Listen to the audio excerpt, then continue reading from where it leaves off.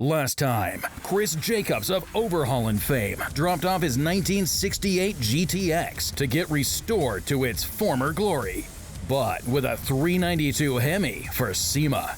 Now, Tony from Tony's Mopar Parts has flown out to the graveyard in secret to check in on his recently acquired 1970 Challenger, currently in the queue for restoration.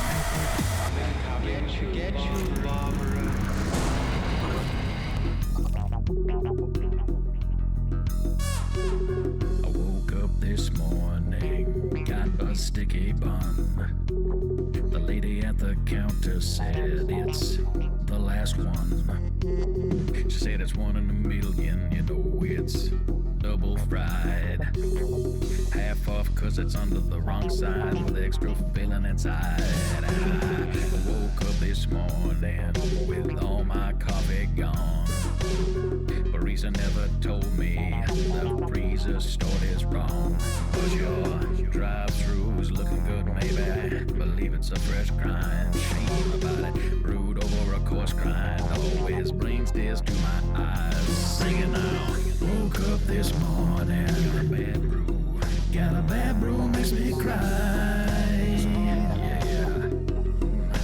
Got yourself a bun.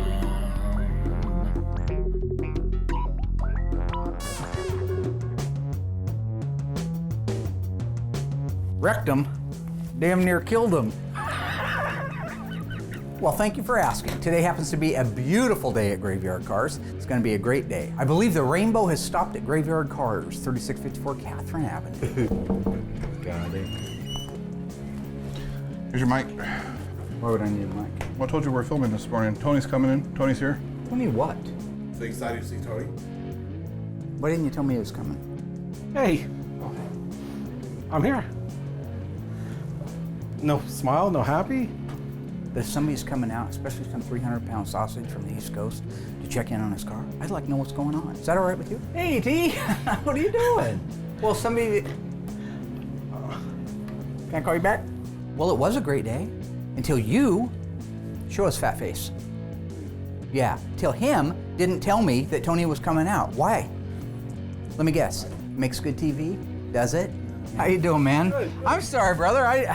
Well, nobody tells me anything. I'm Tony D'Agostino from Tony's Mopar Parts, and I came out here to make a surprise visit and check on the status of my 440 RT Challenger that Mark's going to be restoring. Mark didn't know I was showing up. I don't believe that he did. I did contact the director and let him know, and I got the feeling that he didn't share that information with Mark. You said you were working on the car, and my Challenger? Cindy's Challenger? Oh, yeah. The problem is, if you recall, I made a deal with Tony, sold him the car, the Challenger, 70 Challenger, we're gonna restore it, right? Well, that was quite a while ago. So in his empty mind, I'm sure he thinks that we should have it disassembled and be working on it. I didn't tell him that. You know, I didn't go out of my way and tell him that that was the situation because I wouldn't do that. You know, there's no problem letting him believe whatever he wants to believe, though. When I was out last with my wife, Cindy, we were looking at some cars that Mark had, and my wife fell in love with this 440 RT Challenger because it was purple and that's her favorite color. So I ended up making a deal with Mark to buy the car, and he was going to restore it, and I just wanted to see how he was doing with the restoration. You put a couple pounds on since I saw you last, maybe? Yeah, thanks for noticing. Yeah, no, it's all right. So I got to stall this guy, which means food, and the way he eats, it's a lot, right? It's not going to be a cheap day for me. Philly sandwich up here is like $9. Back there, they give them away. All right. Well, that's great. Yeah, can we go? So when did you fly? What? I'm here for a couple days. Oh, okay. Yeah. Okay. So. Hey, I gotta take a dump. I'll be right back. Make yourself at home, man. I just gotta go poo-poo. Sorry, I gotta go poop.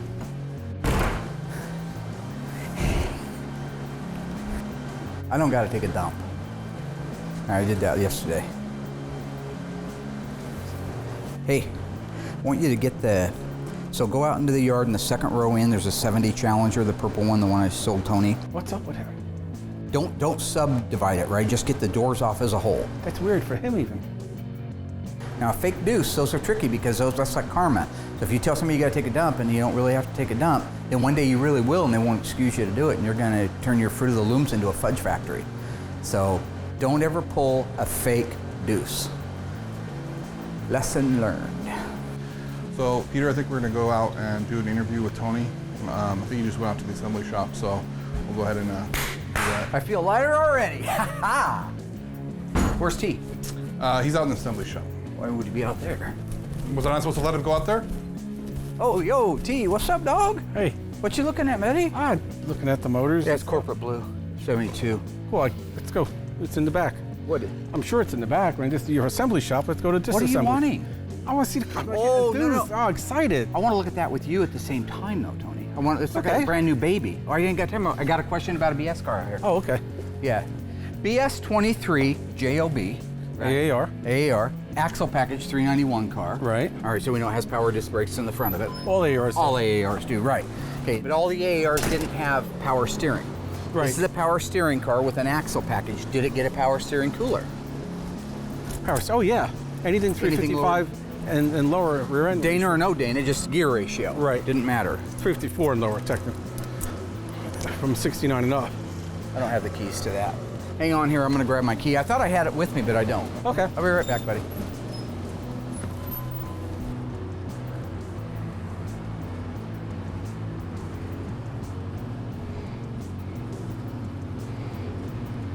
I'm putting a lot of faith in Doug, because if he doesn't come through for me, then one, I've shot almost an entire day goofing around trying to keep him entertained. Two is he's gonna be smelling it pretty quick. He's gonna know it's not gonna pass the smell test after a while. He's not that bright, so I figure 6 or 8 hours, of this, and then he's gonna come to the realization that I'm stalling. All I can hope is the stalling was not in vain. When I came in today, I honestly planned on building my car over there, which I'm starting to think that I'm not going to get back to. But, it's the name of the game. I mean, I go where I needed.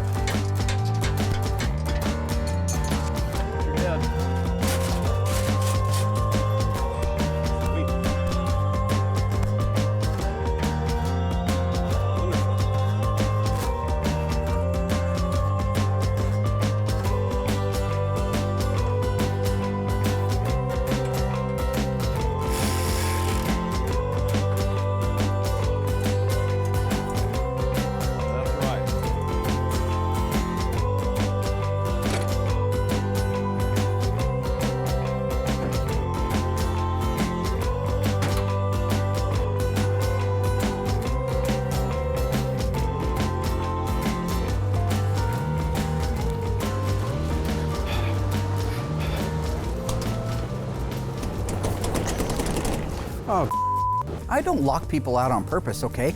The fact of the matter is, every one of these doors here is on a safety feature. The minute that door shuts, it locks. Mark! Mark! Camera guy, you got a key, right? Somebody's got to be able to let you in here. Every key here in the entire building is ran by, if you don't mind me showing you here, a little show and tell, that key right there. It gets me in, gets me out of everywhere. It's called being prepared like a Boy Scout, folks. So you had the key to the gate all along? When I first got here, I was wanting to see the car, and Mark kept finding other things for me to do, whether it was going outside to look at another car. Get the door.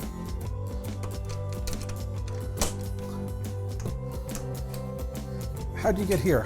This is getting a little ridiculous as far as I'm concerned, right? I'm a grown man, all right? I don't have to run around and hide from people, okay? Where is he?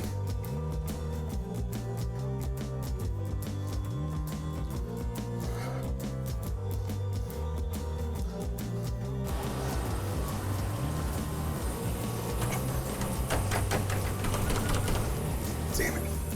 I still couldn't find him, and the only room I couldn't access was the room where the car was. And that's why I was feeling that something was up. And so the guy replies, what, you think I really wanted a 12-inch pianist? Well, that never gets old. Hey, T. There you are. Yeah. Okay, hey, look, I got a guy here. I got to roll, man. It's funny. All right, man. All right. You left me outside.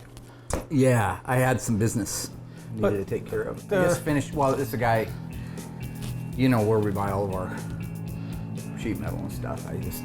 He's got cancer, testicular cancer, and I was trying to cheer him up. And the shop's locked too, the body shop. Yeah, I keep it locked. We got burglars. There's guys working there though. Oh, they're in the shop, yeah. The nice thing about being friends with somebody, as long as Tony and I have been friends, you learn the things that make them tick. So let's go check it out now. I need to divert his attention away from the car. He loves talking about the shows and the parts. Should buy me a good hour or two. Oh, got together for you. How'd the naps go? Well, Naps was good. You have a good time? Yeah, it was a good show there. You know, big show. I've never been. Carlisle's actually bigger. Oh. Carlisle's bigger, but that's first in July and Nationals are in August. You go to both shows? Yeah. Well, that's good. They like the show. They love when I went up you a lot. they buy into that. Is what now? They like when I, show how you're wrong. You don't get it. Well, when I'm out here and I help you out, so you don't show bad stuff. You don't say something wrong. No? Is that what you're doing? Oh, I get it. I see. Okay. So you go to your little shows and I'm not there to defend myself. Is that what it is? No. They tell them you're trying. Yeah, try. Okay. You got a second? Sure. Yeah, time. How long are you here for? I'm here a couple days. You know, this ongoing duel of Mopar minds between me and Tony, it's gone on long enough. I had the idea for kind of a Jeopardy type of set, all right, where it's all Mopar topics. We could squeeze in a few things in a couple of days, couldn't we? Yeah, but let's check the car out. No. Show me up. Show me something. We're gonna find out at the end of the day who has the most cash. Who is the guy that knows more than the other guy? Without conjecture and opinions and I made a mistake, it's gonna be a legitimate, fair, balanced, scrutinized, accurate game show that reflects the best of the best. Oh, look at me, I'm Tony D'Agostino. I correct Mark all the time on the show. Hey, remember the other day we were working on that set? And why? Because the plaque for the alternates is in the ladies' room. Top Gun. Remember we were talking a couple years ago about how cool it would be to have a game show type of game, like Jeopardy, but Mopar? Yeah. Mopardy? Yeah. Hey, why don't we just find out, Chief? Yeah, okay. Oh no, why don't we just find out? Stay tuned. Tony and Mark face off in an epic game of Mopardy. And Mark does his best to distract Tony, while cousin Dougie races to disassemble the 1970 Challenger.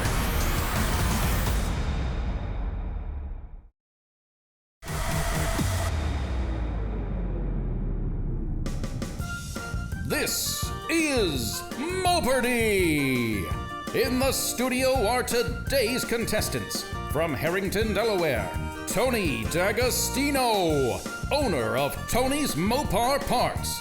He likes long walks in the wrecking yards and Philly steak sandwiches.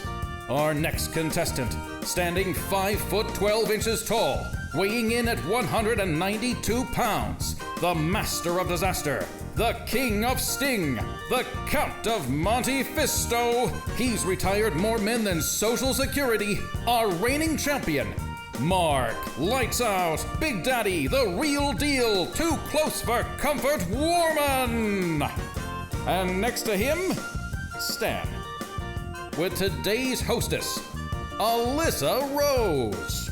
Hello, contestants. We have 5 categories today: bins, lunchbox lunches, high impact, Carbapalooza, oh no you didn't, and Philly cheesesteak. Good luck.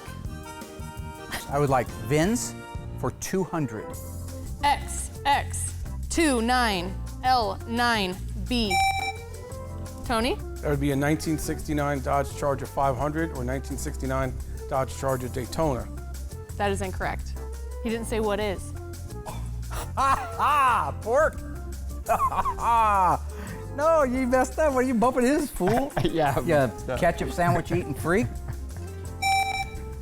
Mark. What is the 1969 Dodge Charger Daytona and or the 1969 Dodge Charger 500, depending on the rest of the sequence of the VIN? That is correct. Oh no, they didn't. For 100. This cool option wasn't available from the factory on any 426 Hemi model car. Tony. What is H51 air conditioning? Correct. That's free. I mean, that shouldn't even be on there. The same category, 500. While variable speed wipers were optional equipment on most e-body cars, they came standard on e-body cars with this rare option. Mark? What is N96 or shaker hood cold air induction? Correct. What is FM3 Panther paint? Correct. What is a 3950? What is Pat's King Estates? Correct. A33. Correct. Charger RT with a 446 pack. That is correct.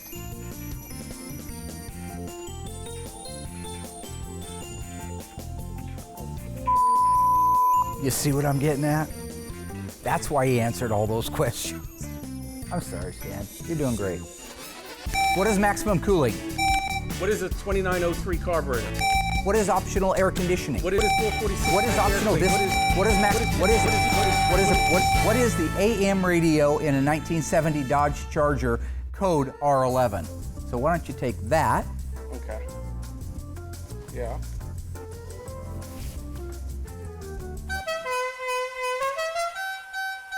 And with that, we're ready for Final Jeopardy. Right. Okay. So you guys are tied for the lead at 6,600 and Stan's following closely behind at 1,200. Okay. So here's your guys' category for Final Jeopardy. Famous Mopar cars of film and TV. And the question is, the only thing sexier than his car was the actor's mustache. All right, you guys have a few minutes to write down your answers, gentlemen. Good luck.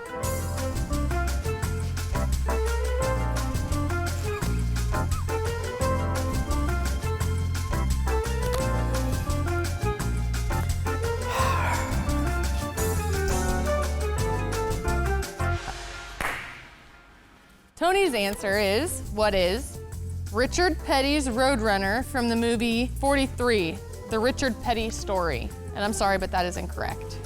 So let's see how much you wagered. Everything. You wagered everything? Let's move on to what Mark's answer was. Better luck next time, kid. What is a 1970 Plymouth Valiant starring Dennis Weaver? That is incorrect. You're wrong too, Bart. That's not wrong. That's wrong. And how much did you wager? $6,600. That's everything. Ow. And let's see what Stan's answer was. What is 1984 Ferrari 308 GTS driven by Thomas Magnum PI? That is correct. How is that right? On what planet in this world would an Italian sports car Ferrari be considered a Mopar? Anybody that knows anything about Mopar knows that Fiat bought out Mopar. They bought out Ferrari. Therefore, it's the same family. Do you not know Therefore, your Mopar Stan history? Lynch wins Mopar Jeopardy. That, wow. See you later, alligator.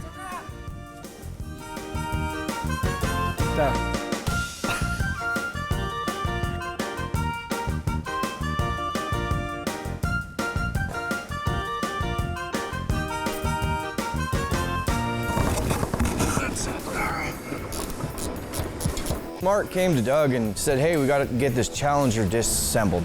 And then Doug comes to me and asks for my help. So I'm gonna help Doug with the Challenger, because he's pretty new to this, so hopefully it goes good. I don't see it on You know, this Doug's a side. fast learner. He's picking this process up really fast. I mean, there's still some things he needs to learn. I mean, I had to show him some extra little tricks on getting these doors off, but it's going really good. I'm happy.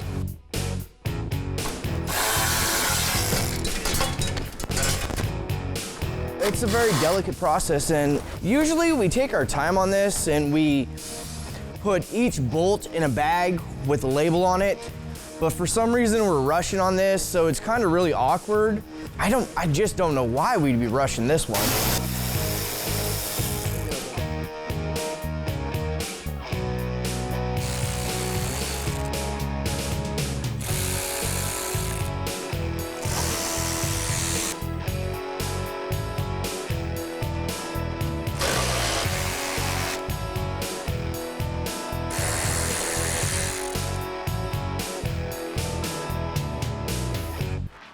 All right, my fellow ghouls, we got a techie one for you today.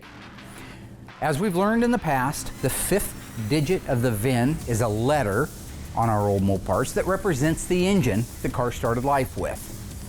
On the legendary 426 Hemi, what was that letter? Was it R, J, H, or was it all the above? That answer is coming up right after the break.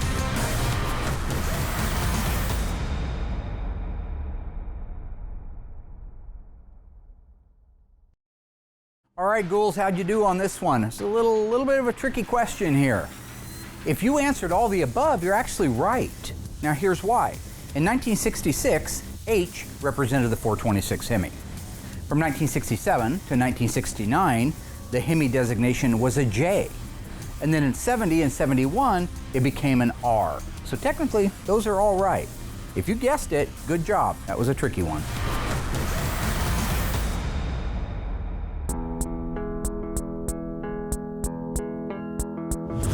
Well, I gotta tell you, I've been on the earth a while, but I didn't see that one coming. No, that's the problem with a sleeper. You can't trust him, man. He came out of nowhere with that. That was that sucks. That was different. Why are we in here? We're gonna go look at my car. Oh, you're a broken record. Well, all day. No. The bathroom, jokes on the phone, the game. It was a funny joke. No, you know what it is? I don't care. You know, we could drop everything and go. But I got something I've been actually, as soon as I knew that you had a little bit of time, I brought a very special car around and I need your help with it. Okay. Then we can look at your car. Then we can look at your car. Then we can look at your car. Okay. God, you're like a broken. Well, it's actually good timing that Tony's here. I just got in a 70 Challenger. It's a RTSC car, 426 Hemi, very, very rare, one of only 8 made. I'm gonna have Tony go over it with me. This is a little bit like our Daytona Charger that we were trying to determine, do we restore it or don't we restore it? We already know we're gonna restore the car, but I'd really like to get his feedback on some of the things that I think are original that may have already been touched. So it'd be a good opportunity for him to do that and buy me a little time on the disassembly of his car.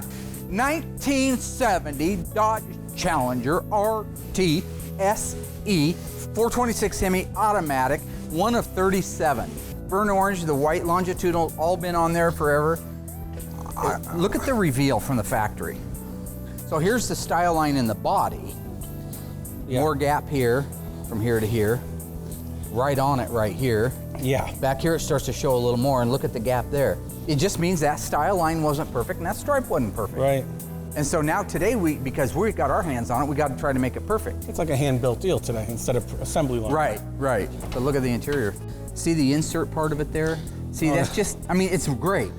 You know as well as I do, if we weren't going to do anything, this is a miracle. Yeah, but if you get some kind of cleaner on it, I bet you. Oh, I think we could.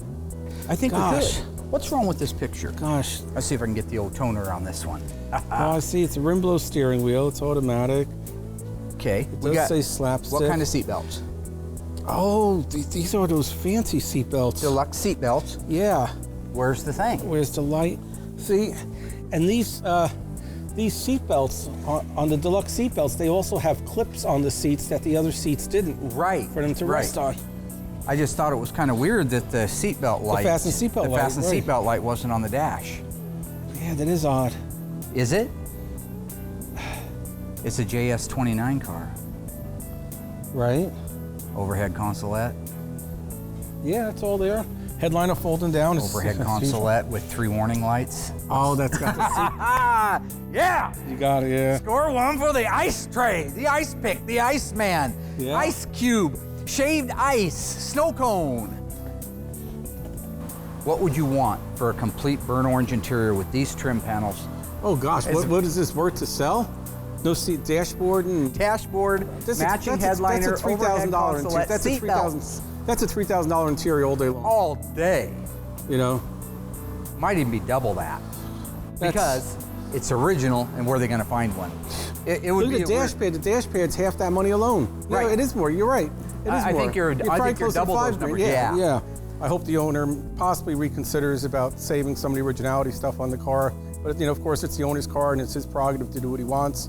I mean, it's a great car to restore, but it's a great car not to restore too. Yeah. Coming up, Tony finally gets to see his car. The only question is, did Mark's attempt at stalling him actually work?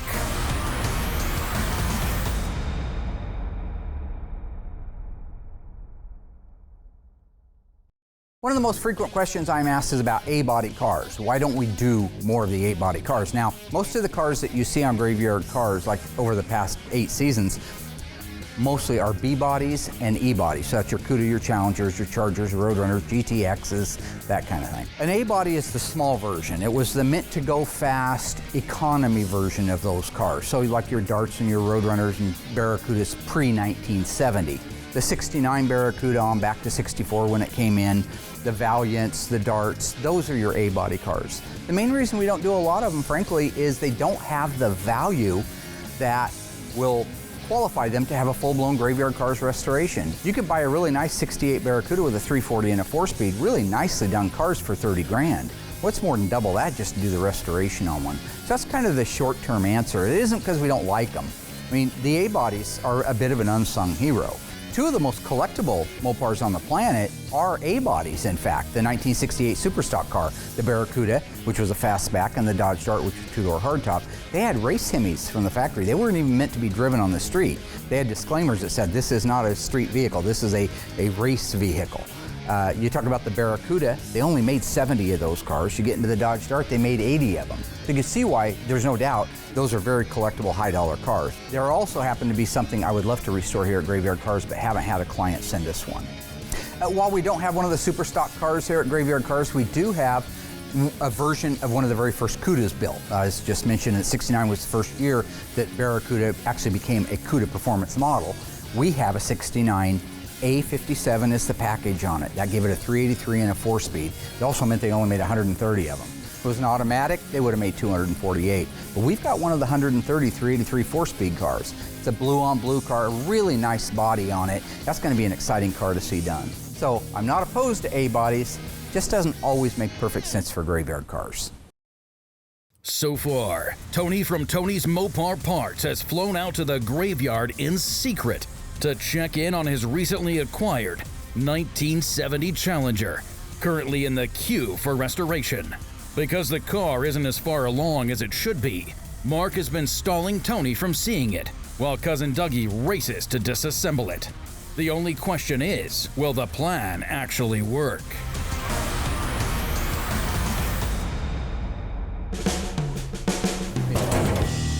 There's a lot to see under here. Early car, no crush ribs. Correct. I saw when the door was open, it was an October build. It is, okay, yeah. Which also, by October, we know that we lost the speed shift, or the shift gate. The shift gate, and it's got slapstick. Was it speed gate or shift gate? Shift gate. Shift gate, yeah, that was an early one. Original cables, positive, negative cables. It's an extremely good survivor car. It's not only a Hemi car, but it's a RT SE, so it's a luxury performance car. And being a survivor is just icing on the cake. Look up top. Look at the fender. Look at the undercoating. No, the fender. Yes, Hemi fender, if you will. Yeah. You know, I'm actually looking for his input on a lot of this stuff. I know about the wheel lips and stuff like that, but you never know. You know, when you talk to somebody at his level, you may learn something. So no, it's not a setup or a stall just to buy time. You know, I got plenty of things to do here, my friend. So this, when you hear, hey, has that got a real Hemi fender on that CUDA or a real Hemi fender on the Challenger? That's all it is that area, in this particular case, it's about 10 to 2, but Tony's saying more like 11 to 1 is the zone that they normally do that in. But that's fascinating stuff. When Mark goes to restore this car, it'll be so easy because the car is such a good car to start with. You know, reproduction stuff is great. Most of it fits good. Some of it fits better than others, but not too many fit exactly like original parts. It's a good car though, very good original car. Very nice original car. I mean, really nice. I'd be one for a high detailing engine and transmission go through. I agree. I think I have to agree. If it was my car, I wouldn't restore it. I would redetail the engine and transmission and do a great overall cleaning to the car and interior, and you know, maybe replacing things I had to with original parts. But for the most part, I would leave it alone and just improve it without doing anything that would detract from its survivor. So, all right, we did it. That's lunch. No, before lunch. Yeah. Let's go check out my car. We're gonna check out your car. I have hypoglycemia, dude. I'm gonna take Tony out to lunch. He usually takes a couple hours to eat. He likes to take his time and chew every little bite. That'll buy me a couple more hours on the car. When we get back, hopefully, we're in a better position where I can take him out there. But I mean, I'm kind of, again, I can't really go out and check in because he's on me, you know, on my heels everywhere I go. Let's go to lunch. We'll look at your car when we get back from lunch. So at this particular moment, everything is relying on Doug to get that thing apart. So it's really seeming like Doug's getting the hang of this on disassembling cars. I've got a ton of things to do, so I'm gonna head back over here. If he needs any help, all he's gotta do is yell at me and I'll come right back, give him a hand with whatever troubles he's got.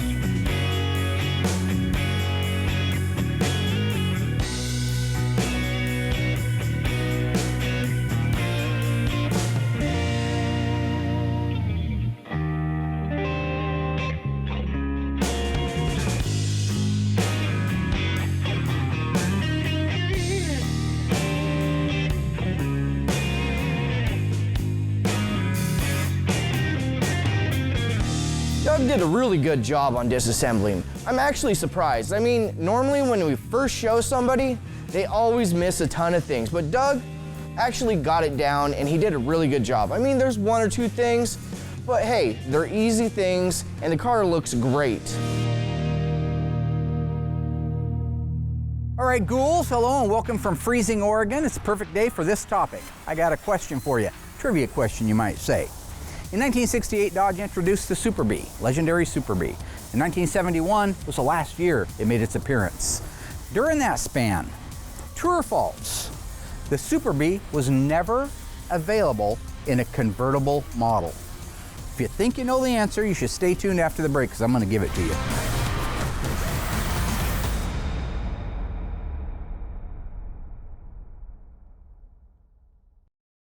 All right, ghouls, what'd you come up with? Do a little Googling, come up with the answer? If you answered true, you're absolutely right. For some reason or another, the Super Bee, which again was built on a medium price class just like the Roadrunner, was never available in any of the years they built the car in a convertible. Where the Roadrunner certainly was, and many other models certainly were, the Super Bee never was. So if you happen to have a 1970 Super Bee with a convertible roof from the factory, you're probably a pretty wealthy person right now, since they didn't make any.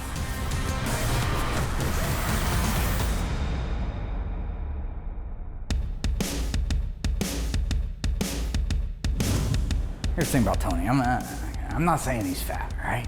His high school graduation photo was an aerial shot. Anywho, I took Tony out to lunch, right? He loves to eat. That's all he's about. Had like 5 hoagie sandwiches. My hopes is he'd eat so much that he'd get tired, kind of like that post-turkey fallout that you get, and he'd go back to his motel room. But unfortunately not for me. No such luck. Oh, okay. Good stuff. Is that Cousin Dougie? Stop getting distracted. You fed me. You had me look at cars. You had me play a game. You had me listen to jokes on the phone call. That's pretty funny. Now let's see my car. Could have saw your car anytime you wanted to. Why didn't you ask? I did ask. I asked over and over again. What? And you didn't want me back here. Yeah, there it is. You got me. We haven't touched it. You know what I'm saying? You see what I mean? It's right there. It's been there the whole time. I didn't know you wanted to see it. Yeah. Okay, that's it. So I know you got a lot of purple Challengers around here. That's your car. Yeah, you recognize the shellac down the side of it. Absolutely. Added on a trunk release. Yeah, that's all your stuff, baby. That's all yours. Take a look, though, huh? Oh, yeah, look what I see. Somebody's just working on this. Oh, because there's tools in there? Yeah. Yeah, Doug's been working on it. I told you we were in process. I mean, he just... Process? This is... Yeah, in process. Okay, we don't just take a car apart in an hour, okay? You're looking for somebody else. Look at that. Look at those floors. Look at that. Okay, I gotta ask you. You know, that's a lot of purple for it. It is a lot. A lot of times they didn't go that far. Just exactly, right. And I don't know why the matting stuff is painted either, because that went on after the fact. That's usually black. But you're changing a couple things on this car, is that true? Yep. Normally I restore my cars exactly to how they were built on the assembly line. I'm going to take a couple liberties here. They're not really modifying the car. A couple things like the vinyl roof on this car was originally black, and with a white vinyl top, I think it'll bring out the purple much more. It also had a black body side molding on it, and I'm going to replace that with a white longitudinal decal. So that'll make the car pop a lot more. And we're going to change the seat colors from black to white again. I think that's what my wife likes. She likes the purple and white. I want to go with a white bench seat with the fold-down armrest. I believe they're much more comfortable. That's what you were saying. I've never actually driven one, oddly enough. And they look like buckets because they use the same uprights. Looking through the windshield, you'd think it's a bucket seat. You'd have to look in to tell. Yeah. Do you have one? Yes. Oh, very nice. So you'll be getting that. And white, you said. And so yeah, we're going to go with white interior instead all of white garnish, white headliner. I might go with black headliner and black dash and black A-pillars. Yeah. White seats for sure. And door panels, I'm not 100% sure about. Yeah, and look, we got the blackout on the cowl. It is, yeah. I was noticing that the other day. You got oversprayed black down here. No two cars that's are what the same. they would have done. Is this an N95? Yes, it's California emissions. It's N95, and it shows V1X and V5X. So V5X must be the body side molding. V5X is the body side molding. What did I say? V3, I'm sorry. V3 is convertible top. I don't know what I'm... Okay, so I'm I tired. Yeah, and then the V1X would have been your black top, you're going white on it. Okay. But the N95, that would have gave you this vapor return line and this 3-nipple breather, which was standard in 71. Yes, but California was always a year ahead. Yeah. When I first saw the pictures, I liked the originality of the car. I mean, heat stove on the exhaust manifold still, not hot rodded. Absolutely, right. You know, and it wasn't rotted out. Right. You know. But boy, the original idler pulley right here, the original protector for the heater hoses is still there. That's the stuff that's hard to put back on, so people don't usually do it. You know, when somebody changed the fan blade out. Yeah. And the clutch is gone. I can't see all the way around, but I'm not seeing anything that's showing me that these belts aren't original. Look at the belts. And you've done AC cars before, so you know the AC routing. And matter of fact, one of the first cars I looked at, it was another purple. It was. A sunroof car, Challenger with AC. So, no, that car didn't have AC. Oh, that one That one didn't.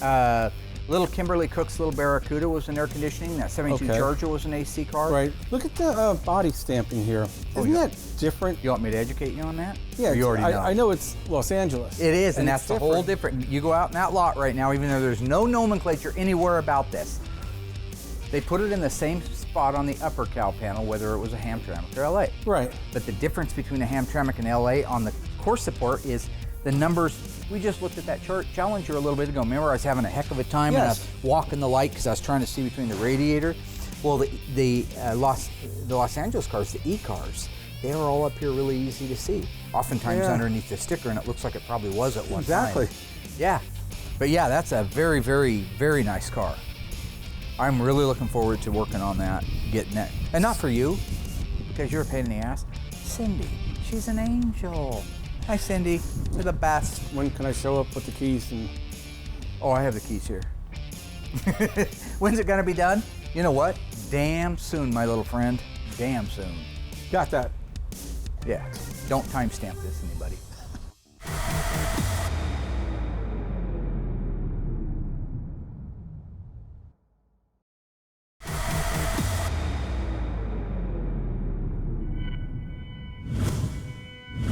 Well, finally got to see the car after chasing Mark down most of the day and had me running all over the place. And it has been taken apart. I don't know actually how long it took it to get here, but I sort of have a feeling that something was going on today to make it happen a little bit faster. When we put it up in the air and I saw some of the fluids coming out of the car, the radiator coolant, and you could tell that the mess on the floor looked very, very new. I didn't think it had been apart for too long. This was just taken apart. Look at this. Oh no, I see what you're saying. No, the car's been here. Do you know what gravity is? Yeah. Okay, you know water seeks its own level? That's 24 hours. I can show you a pie chart where odd you guys versus clean equal. up at the end of the day. And it reverses. You know what reverse polarity is, right? Yes. I know what BS is too. It's a shame. I'm happy to see that there's some work being done on it, that has been done on it, but I would have been happy to see a little bit more disassembly on it and closer to getting to be dipped and, you know, back into the body shop and get ready for paint. Look at that. Oh my God. Oh gosh. That's an original. And look at the date, 3049, and the other one in the back was 3039. Oh, it's 3039 on the other car. Why? And you just said you never had a I have not. I don't know if I've had one of these come in yet, of all that junk that we've done. And here's the 440 or Hemi. Yeah. So it's got the right rivets in it. Oh my gosh. Same vendor code.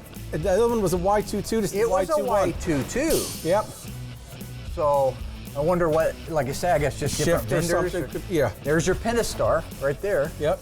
I love it. And look, it's faint. There's something on the pumpkin. Oh, there is. And that's got a 10-4 on it, a 104? 10 something. How about that? One of the biggest bonuses I saw in the car was that car has original exhaust on it. A date-coded original exhaust. And when Mark and I earlier were looking at the Hemi Challenger, he had mentioned that that was the first car he ever had here with original exhaust. And here's the second one. Well, really, my car may have even been here before that, but these are the 2 cars he's ever seen with original exhaust. So that's sort of cool, and that's a really tough thing to come by, and made me smile. How about the mufflers? Oh, they are. They sure are. Now, this is interesting here. At a glance, when you look at that one and you look at the other one, they look the same.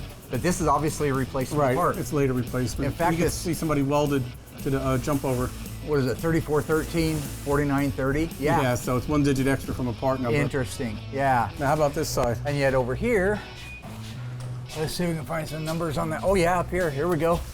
Here we go, yo. Here we go, yo. Oh yeah. Now this one's the 304th day of 69. And that matches the... that matches your... this is 304th day also. Yeah. So this resonator and muffler were made the same day. No undercoat, no undercoating on the car. No undercoat car, but pretty solid. Very. And how about that sway bar? Yeah, that's funny. You know, I'm on here, I'm hanging on it. That first of all, 440, 6-barrel, and Hemi cars couldn't get a rear sway bar. Nope.